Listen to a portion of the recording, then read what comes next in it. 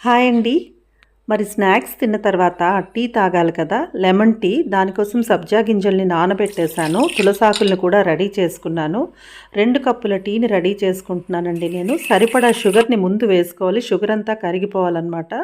బాగా బాయిల్ అవుతున్నప్పుడు చిటికెడు టీ పౌడర్ వేసి స్టవ్ ఆఫ్ చేసేయాలి. 1 మినిట్ ఉంచిన తర్వాత దాన్ని తీసుకొచ్చి వడకట్టేయాలనమాట. మీకు చాలా కొద్దిగా వేయాలండి. చిటికెడంటే చిటికెడే వేసి మూత పెట్టేస్తే మంచి కలరొస్తుంది అలాగా. ఇప్పుడు అందులో సరిపడా లెమన్ డ్రాప్స్‌ని పిండేసుకోవాలి. లెమన్ డ్రాప్స్ పిండిన తర్వాత పైన దానిపైన సబ్జా గింజల్ని నానబెట్టి ఉంచాం కదా! అది కలిపేయాలండి.